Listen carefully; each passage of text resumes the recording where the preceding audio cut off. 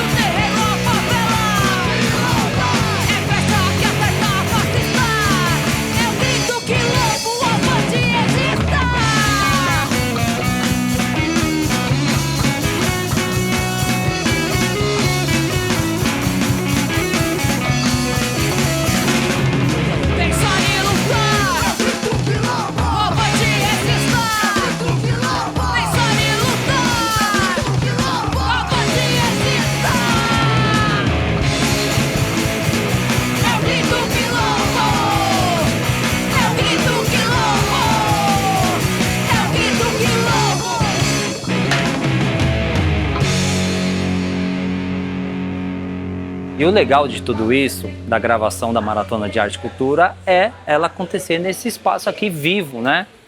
A galera tomando café aqui no Armazém do Campo, a galera comprando livros. E é isso, é vida, é cultura, é tudo isso que a gente acredita, é a luta do trabalhador.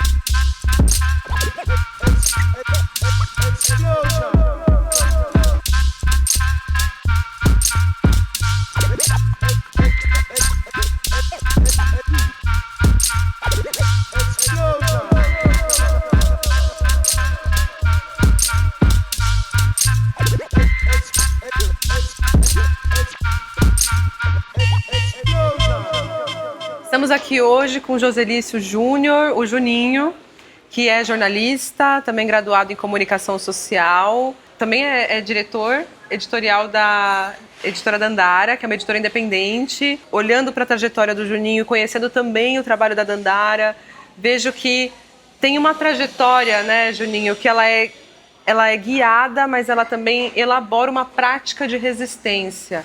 Olha, Maria, primeiro que é muito legal ter esse olhar de fora, né? Porque a gente não fica se autoanalisando o tempo todo, né? Então, de alguma maneira faz muito sentido, porque eu venho de uma família de militantes, de ativistas, né? De sindicalistas, de militantes de esquerda. Então, essa questão da indignação, da luta social, sempre foi algo que marcou E eu inicio a minha atividade militante muito jovem, com 14 anos eu já estava ali militando, participando. E a minha trajetória, seja ela militante, seja ela acadêmica, seja ela no campo da cultura, o tempo todo isso está bastante interligado, né? Então, ali em 2005 eu entro no Movimento Negro, numa entidade chamada Círculo Palmarino.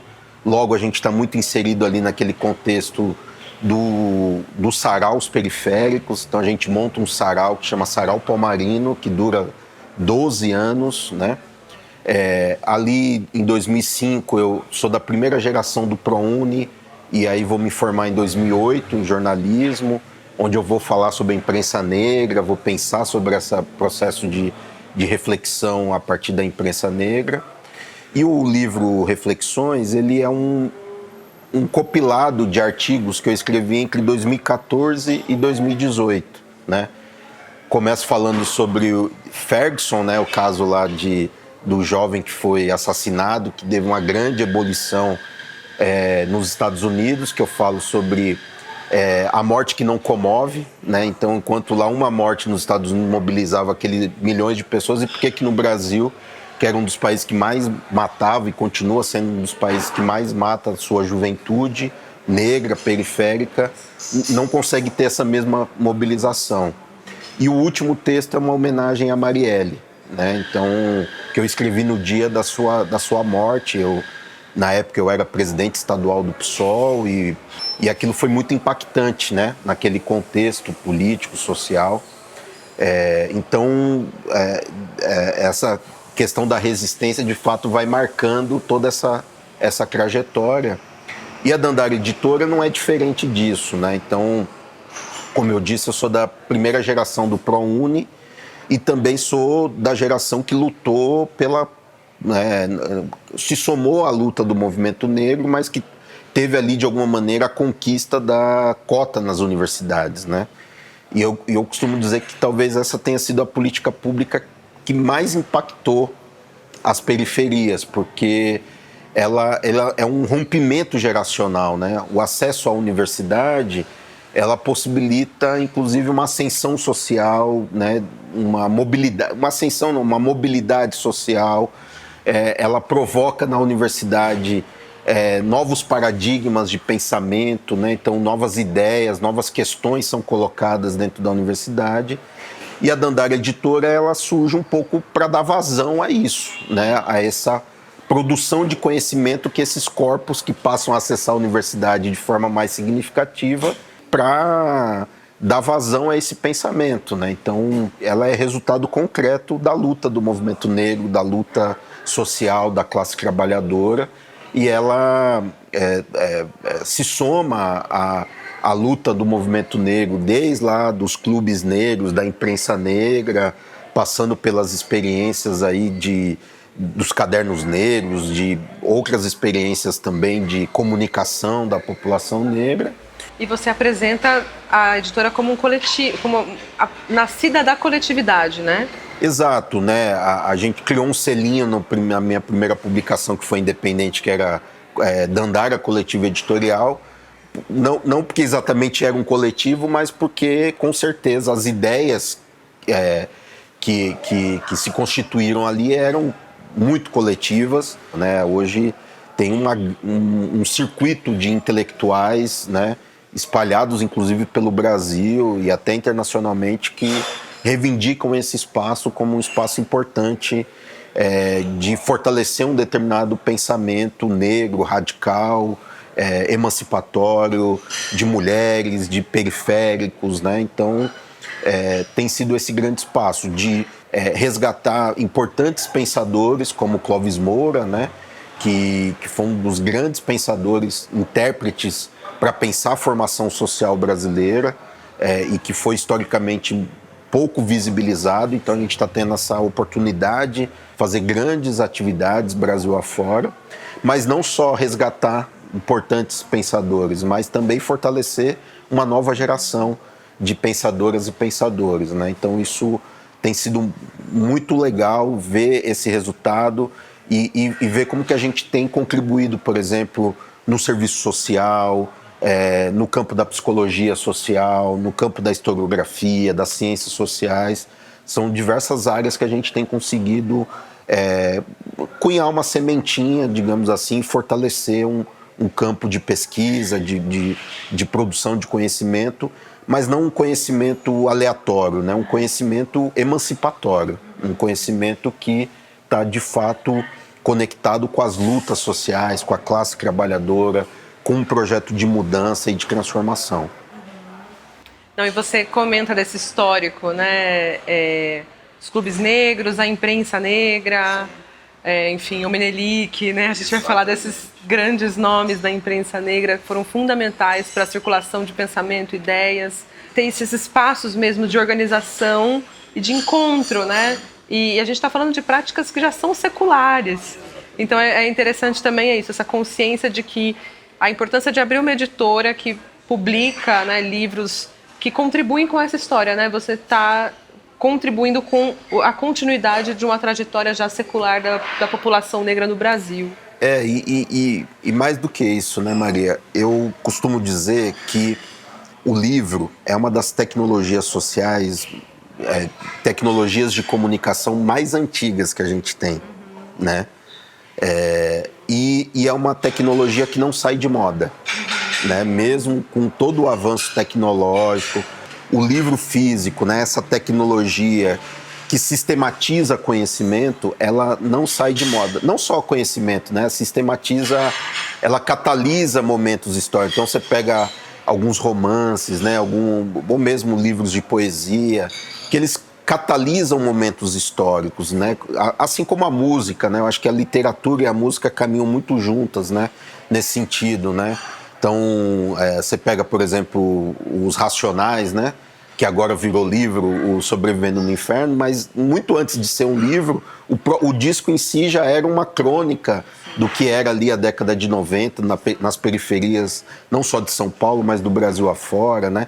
A gente acabou de lançar um livro agora que chama Sambas Quintais e Arranha-Céus, do professor Amailton, que fala sobre o samba paulista e fala da trajetória do Geraldo Filme, que também foi um grande cronista, né? Da Pauliceia negra ali da década de 30, 40, 50, 60, até a década de 70, né? Um cara importantíssimo, né? Se você quer conhecer um pouco dessa resistência, dessa história, precisa conhecer a obra do Geraldo Filme, né?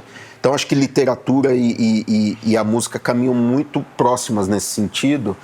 Então acho que sistematizar conhecimentos, materializar isso em obras, nos leva a lugares inimagináveis, né? Sim, até porque não é uma resistência que fica como uma barricada, ela avança, né? Então isso é muito bonito de ver e de te ouvir falar também. Aí a minha inspiração é no Clóvis Moura, né? O Clóvis Moura sempre foi aquilo que o professor Fábio Nogueira chama de um intelectual da praxis, né? Então, nenhum conhecimento... O Clóvis, ele não chegou a passar por nenhum banco universitário, não fez nenhuma graduação, mas ele nos inspira, né, tendo publicado mais de 27 livros. Toda a produção dele está atrelada à sua militância e à sua perspectiva revolucionária, né? Então, ele estava o tempo todo buscando quem era o sujeito histórico que poderia romper com essa estrutura que nos produz tanta desigualdade, tanta perversidade, que tem o racismo como produto dessa estrutura social de opressão. Eu procuro tocar a editora e todos os projetos que eu estou à frente muito inspirado nessa perspectiva. Então, produzir consciência, produzir formas de resistência, de conscientização, sujeitos críticos, sujeitos que queiram uma transformação social fundamental. Juninho, muito obrigada. Muito obrigada, muito inspirador. Legal. Obrigada. Tamo junto. Valeu.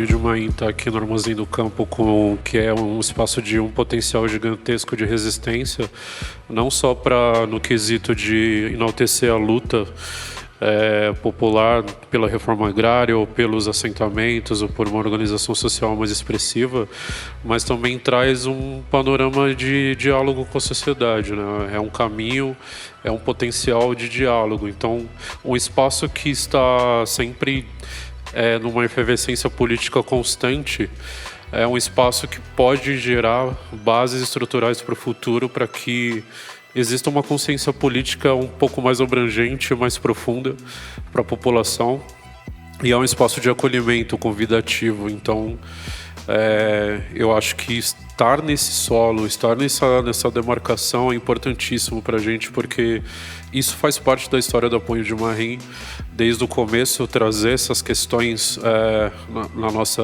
linguagem, na nossa ideia política, e é ótimo, acho que é um tipo de conexão perfeita.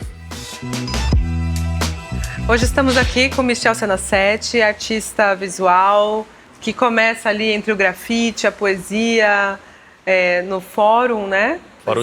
Do Fórum de Hip Hop, que se culminou no Sarau do Fórum. E a sua produção é muito conhecida por um figurativismo surrealista, né? Então, esse surrealismo na sua produção, na sua pintura, e esse surrealismo que ele flerta com um conceito de afro-surrealismo também, que é também esse campo do surrealismo como uma estratégia para se falar da experiência da vida negra, né? E você traz muitos aspectos da psique dentro do seu trabalho. Mais recentemente você tem ido para um campo da abstração também. E aí eu queria te escutar um pouco sobre isso, assim, porque isso é uma novidade para mim também, né? Agora eu vendo no seu trabalho, então eu quero te escutar. Da hora.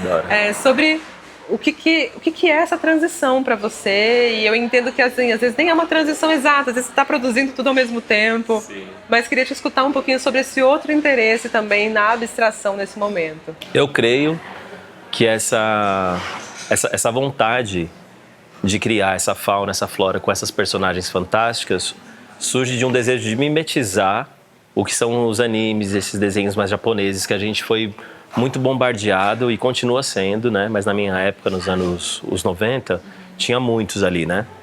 E aí eu queria me ver ali, queria ver os meus amigos, as minhas amigas, né? Afro-ameríndios, meio que representadas ali.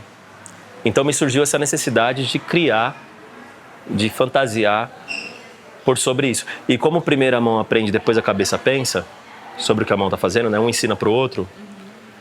Com o tempo eu comecei a perceber que aquilo me apontava pistas para um futuro e também para um passado, né? Onde eu podia me historicizar enquanto indivíduo, sabe? E durante anos eu me dediquei a criar o que fossem as personagens. Durante outros anos eu me dediquei a produzir o que seriam as faunas. E o que é do meu interesse hoje maior, a cor e a forma, né? A cor sempre foi um dado muito importante para mim, e não entender a cor como aquela cor que a gente está acostumado ou acostumada a entender como nos ensinaram, sei lá, vermelho mais amarelo te dá fome, eu não tenho certeza, sabe? O azul te deixa calmo, menos ainda. Então eu acho que cada indivíduo, né, tem uma sensação com isso. E me interessa investigar essa sutileza que a própria cor traz e que a forma também entrega. E para além disso, como eu sempre vi a arte como um refúgio para fugir-se da patologia que o mundo entrega-se para nós, evocar esse mitológico, para além das imagens, me interessou mais também. E é por isso que hoje eu faço um trampo junto com a minha mãe, né? Ela entra lá com os crochês dela e tal, e a gente chama essa série de diálogo. E esse diálogo nosso é importante porque eu sou adotado, e aí eu acho que isso fortalece o nosso vínculo dentro de algo que é tão importante, que é a arte, né? Que, afinal, a arte é considerado o ponto alto do que nos entrega o valor humano. Que bonito, que bonito. É bonito esse vínculo com a sua mãe também, né? Que já vem de um tempinho também, né? É um convite que você faz para ela. Isso. E ela elabora, tem algo disso também, não? Inicialmente, sim. Mas eu percebi também que é uma prática do mundo do trabalho como está alienado, você colocar uma pessoa para produzir algo que você pensou, mas essa pessoa não leva o título. E eu achei isso um equívoco grande. E aprendi rápido, né? Que ela mereceria ter o lugar dela enquanto autora também, não só como uma coautora. Então, o convite que eu faço para ela agora é para que ela seja uma pessoa tão essencial quanto eu. E é diálogo porque tem horas que eu pinto e ela faz o crochê, e tem hora que ela faz o crochê e eu pinto. E isso vai criando uma sinergia importante ali, né? De onde dá o protagonismo para ambas as partes. Bom, Michel, nós sabemos também que o seu trabalho ele tem uma circulação, por exemplo, no passado, o despacho da Cor e da Palavra, exposição na Pinacoteca de São Bernardo do Campo, né, que eu tive a honra de fazer curadoria junto com a Hanna de Cássia. E é isso, pensar uma exposição sua na Pinacoteca de São Bernardo, que é esse espaço histórico e fundamental para o colecionismo público do ABC, né? É a primeira pinacoteca, né, da região e que funda outras, né, contribui com a fundação, por exemplo, da Pinacoteca de Mauá, onde você recentemente doou uma obra também. E, enfim, queria te escutar também sobre a circulação dessa produção, né? Se você já expôs esses novos trabalhos ou ainda não. E também essa participação da sua mãe, né, que é uma riqueza, né, ver esse diálogo entre vocês, essa produção conjunta. Se ela também já está se nomeando artista. É muito louco, né? Você foi falando essas coisas todas e eu me lembrei de uma outra parada, de uma poesia, de um rap, onde o Mano Brown fala, atrasado eu tô um pouco, né? Sinto eu acho, só que tem que ir, né? É em Nego Drama, né? E aí, recentemente, fazendo essas reflexões, eu acho que o que causa um determinado atraso em algumas circunstâncias para algumas artistas não é só o dado financeiro, assim, né? Mas sobretudo os impactos emocionais, afetivos e tudo que carece para que você consiga uma projeção mais legítima ao que concerne o trampo e ao mesmo tempo o preparo dessas instituições, não só as pinacotecas, mas as galerias, ou seja, para receber esses trabalhos, para receber com a mesma ênfase pessoas que não são indígenas, pessoas negras e tal. Então eu sinto que o meu esforço hoje de participar de coleções é cumprir com o sonho do Michel mais jovem, né? Sempre tive esse desejo de estar na história da arte, ter uma obra que pudesse, sobretudo, contribuir com o desenvolvimento artístico como um todo. Sim. E tem um movimento interessante nisso que é o fato, eu percebo isso em muitos artistas, e acho que é bonito ver essa consciência em você, que a galera fica muito empenhada em entrar em galeria, e sim, eu entendo a importância, né? Venda de obra, é comércio, é dinheiro, é trabalho, né? Mas também não entende a diferença, por exemplo, entre galeria e museu. Não entende a importância de estar num museu, de estar numa coleção pública. O que isso significa justamente para isso, para a história da arte, para o acesso público e da população, para a pesquisa. Claro, né? claro. Vender é importante porque você pode financiar sua produção, você paga suas contas e tal. Mas eu também entendo hoje que não vale a pena colocar essa responsabilidade toda no trabalho. Eu acho que existem outras áreas que a gente pode atuar enquanto artistas, seja arte e educação, palestras, eu não sei. Existe uma gama de movimentos que a gente pode produzir, se produzir e produzir outras coisas que não jogue a responsabilidade no trabalho. Porque o trabalho, sendo até romântico, mas sendo honesto com isso, assim, também, ele é o que a gente faz de mais sincero e honesto. Se a gente colocar ele a serviço só de uma produção e de uma escoação, a gente vai colocar ele em detrimento. Então eu acho que tem um equilíbrio aí, sabe, de ações, e que a artista que não queira trair a sua função social tem que saber trabalhar com toda a sociedade. E o principal é a arte e educação, eu acho. Michel, muito obrigada por mais uma partilha. Obrigada. Obrigado você, Maria. Obrigada, Tamo junto, obrigada, meu parceiro. obrigada. É nóis. Valeu.